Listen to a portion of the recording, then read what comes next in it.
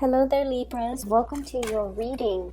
So when I shuffled out the cards, I had two images that came out for you. So let me just relay them.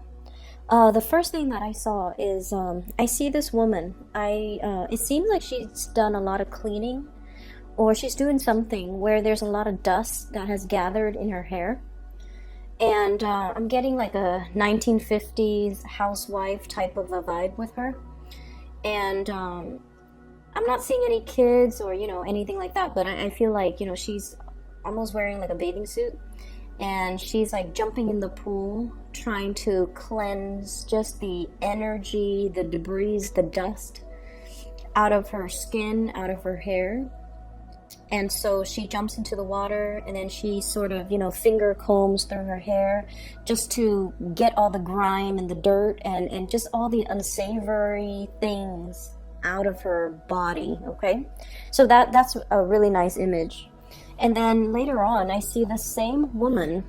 She's in front of a it's funny because the first image is like very 1950s based on her swimsuit, and then the second image that I saw is it's almost futuristic. Okay, she's got like a white bathrobe on. She has like her hair bundled up with a white towel. So she must have taken a shower or something. And then she's in front of her, she's sitting down on her sofa, and she's she like presses a button, and these two hologram images came out. One image is it's showing me like the skyline of a really, really metropolitan, very big city. It looks almost like New York. It looks almost like it could be Tokyo. It just looks like there's a lot of life, there's a lot of people, there are a lot of shops, there's just a lot of energy. And then the other, so that's on the left side. The right side is another hologram of another city. It seems like a smaller town, or like a medium or smaller size city, where there aren't skyscrapers, there aren't large buildings, there aren't, traffic and congestion, and there's just not a lot of people or even opportunities. And so she's kind of weighing out these two options.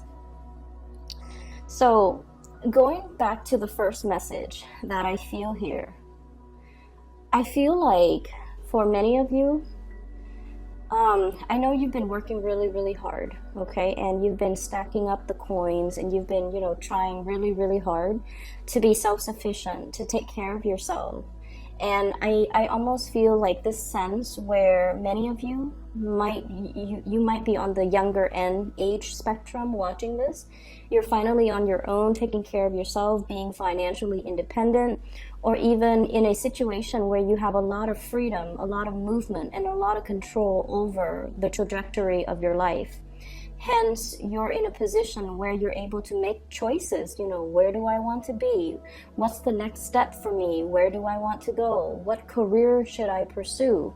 So everything is almost like a blank canvas, and you can choose to do anything that you want to do. And so I feel like many of you are in a position where you have ended a major chapter in your life, and you're thinking about the next step. Okay? And then I also feel for others of you, you might be a little bit more on the older end, and by old, I don't mean like, it's just career-wise. Many of you are kind of like on the older end of the spectrum, where you're also thinking about publishing. You're thinking about the next evolution, the next stage, the next phase of your life. And you're also thinking about, should I contemplate relocation?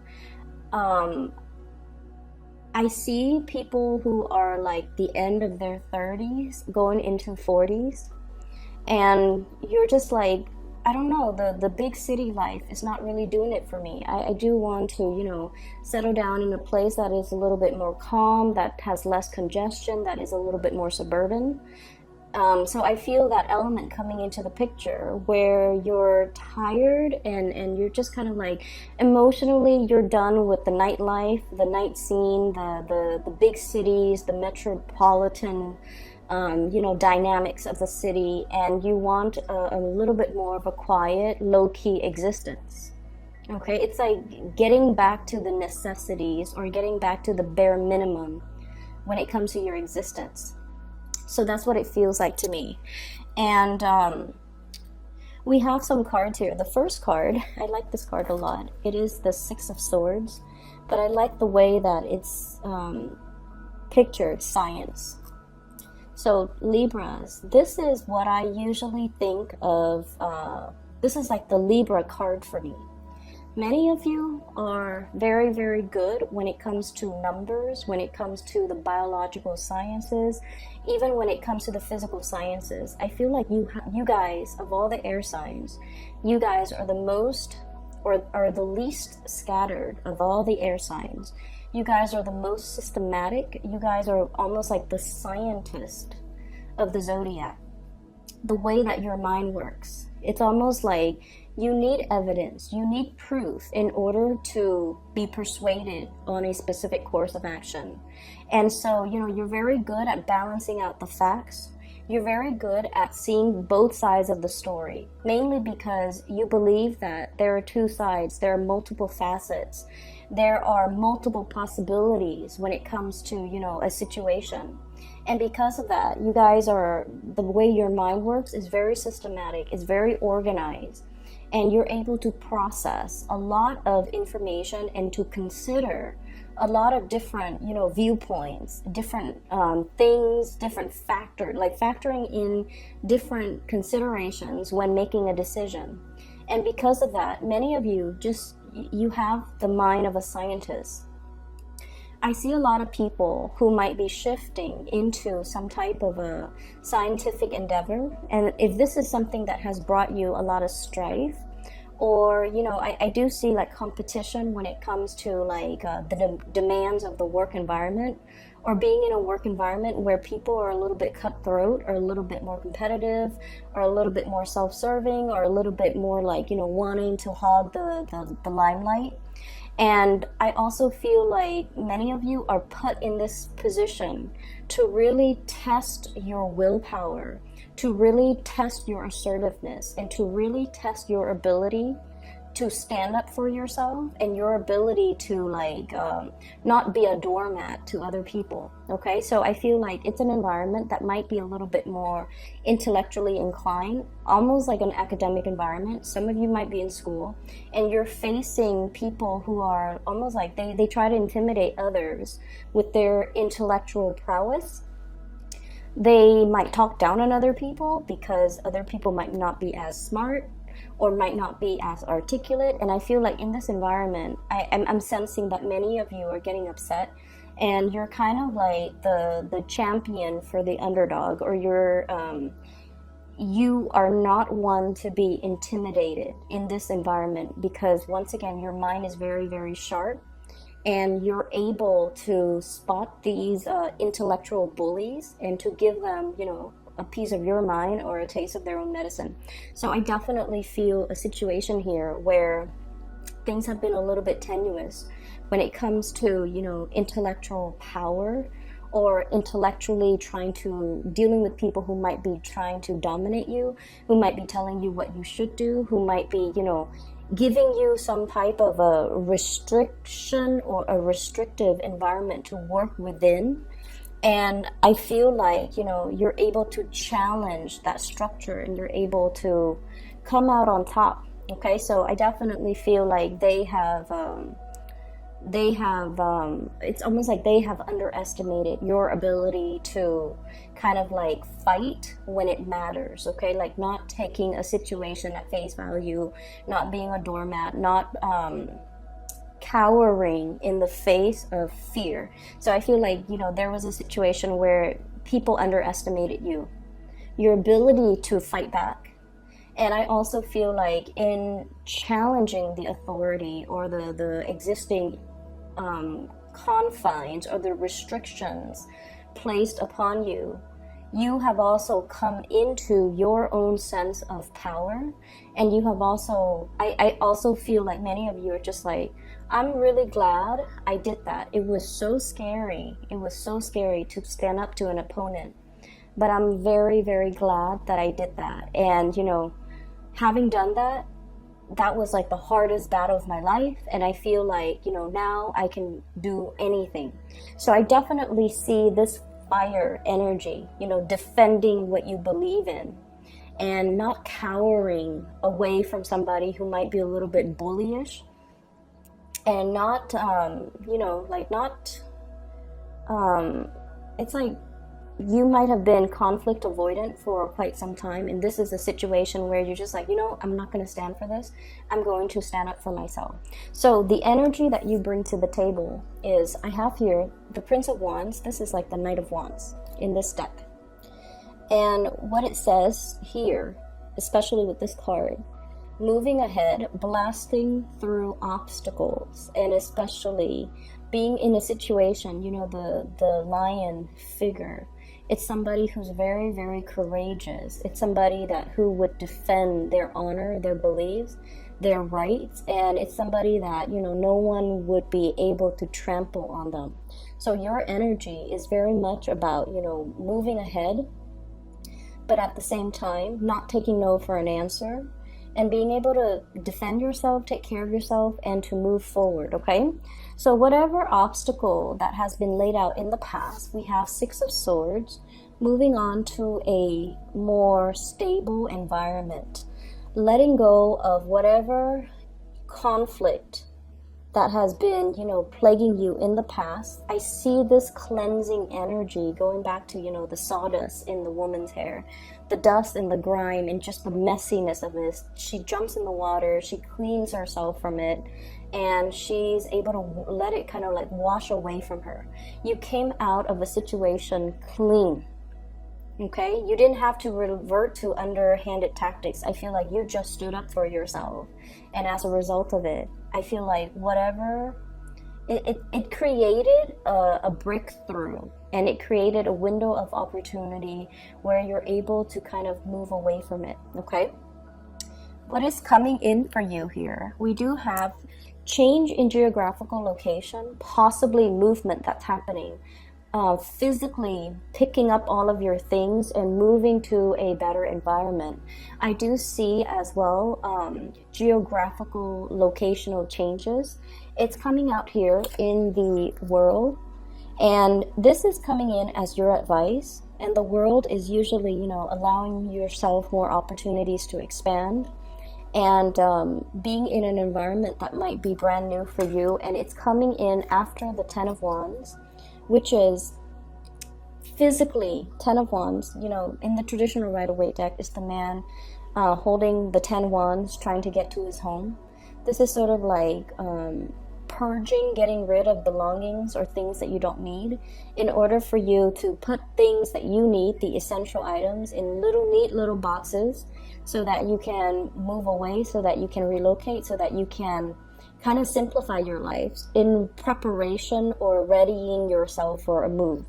I feel like you're just imagining things at this point. You're trying to find that next step. You're trying to find that next opportunity. You're trying to find that next city as well.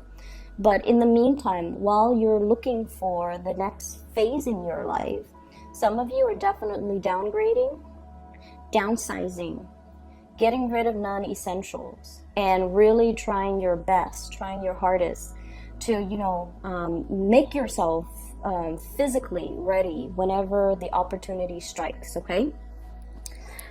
So I definitely see lots of momentum, lots of drive, lots of ambition from your end to move things along and to get things kind of like started for yourself, okay? I feel like this new burst of power, it had to come in when it did, because it's showing you how strong you are when you vehemently fight for something. And it also shows you the extent to which you are willing to go when you believe in something. And even if a really strong, powerful opponent wasn't in agreement with you, and it was like, I feel like it might have been a very difficult process, okay? And I feel like, you know, you're thinking back on it and you might even get flashbacks. You might even get some, you know, like PTSD. And I don't like to use that word lightly, but that's what I'm sensing here. It was a situation where when you were in it, the adrenaline was pumping. Your mind was racing, you know, like 100 miles a minute. you're trying to find the right argument, the persuasive argument, or you're trying to find ways to verbally defend yourself. I don't see many of you were in any physical danger, but I feel like it was like an intellectual, a big intellectual face-off where you had to use reason in order to prove a point. And it was a situation where you look back on it and you're just like, oh, I don't ever want to go through that again. But you realize how strong you are, and you realize that, you know what, there are things that I will not tolerate. Now I know myself better. Now I know that I don't have to be, you know, conflict avoidant. Now I know that I need to kind of like take care of myself. And so I see this maturation process when it comes to, you know, our ability to speak our truth, our ability to kind of like use our knowledge, use our mind, use our sense of your own sense of it's like you're using all of your strengths in order to kind of like move things in one direction. So it's not so much about, you know, seeing both sides of the coin. It's kind of like, no, my way or the highway. And you rarely get like this. So I feel like this was something that you personally believed in. Somebody opposed you and you were so wrapped up in it. And I feel like for a good reason, because you truly, truly believe in it. And you truly believe in your course of action. And you've thought things out. You know, you saw both sides of the coins and you're just like, no, they're wrong. And so you're going to fight this, or you have fought it to the tooth and nail, and you're coming into a lot of success and a lot of victory. Okay, so the universe is telling you you're on the right path. This situation needed to happen. It was cataclysmic. I feel it, and I feel like, you know, it's not something that you want to go through again. And you're vowing to not put yourself in a situation like this because it feels really uncomfortable, right? And so you did the right thing. Good things will come out of it. You might not see that right now, but good things will come out of it, and you're going to be victorious. All right. So that's what I'm seeing as the energy that's coming through for you. Trust in the process. Trust in the process, and trust that you're going to be fine. Okay. Let me see here in terms of. I keep getting like a 6-month type of an energy. So that's going to bring us into, let me see. We are in, let's just say we're in February right now. I'm doing this on the 30th. I think it's the 30th. Yep, today's the 30th. So January 30th. So that is going to be like the middle of March, where there's going to be success coming through. I do see geographical relocations. I see new work. I see new projects that are going to be available for you. Okay. I have here the Page of Pentacles. And the Page of Pentacles, in this deck is the Princess, but this is kind of like the student, the learner, somebody who's gathering knowledge, somebody who might be doing an internship, somebody who might get paid, possibly working as a contractor, working as an intern, working as a trainee, or training, getting some type of a training, some type of a certification, or doing something where it's going to really enhance your income generating opportunities. Okay, so for this month, what's coming through is we do have a job here that's going to be available for you. I also feel like by that mid-March time frame, there's going to be new jobs that will pay more. And so if you are applying for multiple jobs and you're just like, oh no, I have to take this job because nothing else is coming in, I feel like new things are going to break open for you in the late March time frame. So by all means, even if this job right now that's being offered to you, if you have to take it because you're afraid, definitely take it. And then continue to seek for more work, because I feel like the middle of March, more things are going to be made available. Okay, so this is a temporary situation. So you definitely can accept this and move into this energy, but don't give up your dreams. Keep applying, okay? Because you're going to be met with a lot of success. Yeah, so don't feel bad about having to take this job, even if it's only for 6 weeks. Because I feel like, you know, you do what you need to do to take care of yourself. You've been through a lot, and I feel like you need this because it's bringing stability for you. And if stability is what's required to have stability and peace of mind for yourself, definitely do it. Okay? So aside from that, let me shift the energies away and going into this bottom row here. So these 4 cards indicates more love relationships and, you know, the partner you're dealing with if you are in a relationship, or even the energies of the person that you're dealing with. What I have here is I see a situation where there is a lot of conflict. We have here the Tower. We have interference as well as failure. And I do feel an energy of somebody who has a little bit of an anger issue, somebody who's not staying calm, somebody who's sort of like, I've had enough. I see like heated discussions between 2 people. And I also feel like the same conversations or the same arguments are going back and forth between 2 people. So I feel like, you know, for some of you, this might have been kind of like a troublesome or problematic relationship that is kind of like on its way out, okay? And I feel for many of you, this is not news to you. This is not something that you're just like, but my relationship is going so well. I don't feel like that's the case. I feel like this is a situation where it might be as well, you've moved away from this person and they keep trying to reel you in. They keep trying to approach you with inflammatory,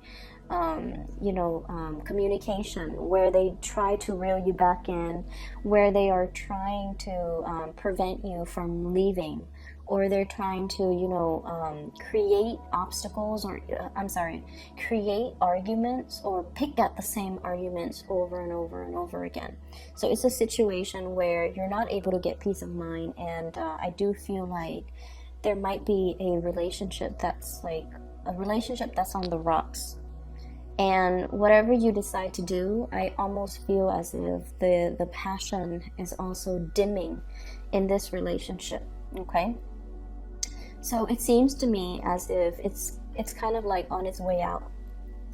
For some of you, I feel like you're dealing with someone who has a lot of pride, who's very, very, very stubborn, and who is demanding quite a bit more attention from you.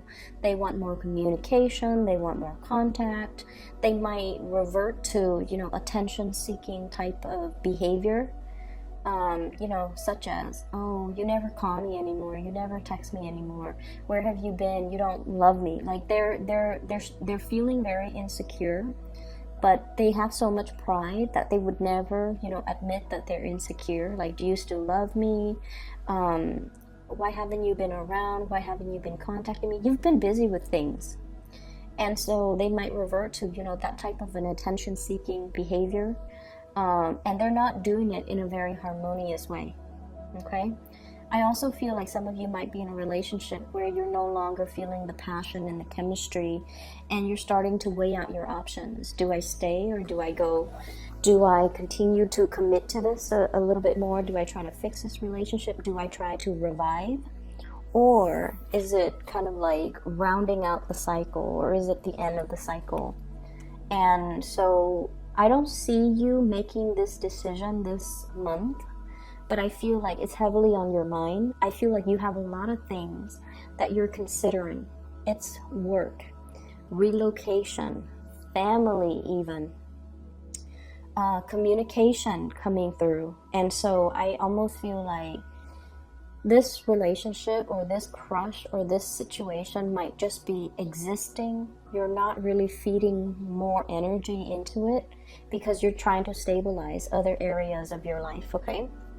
So let me see if I can clarify the Tower here for you guys.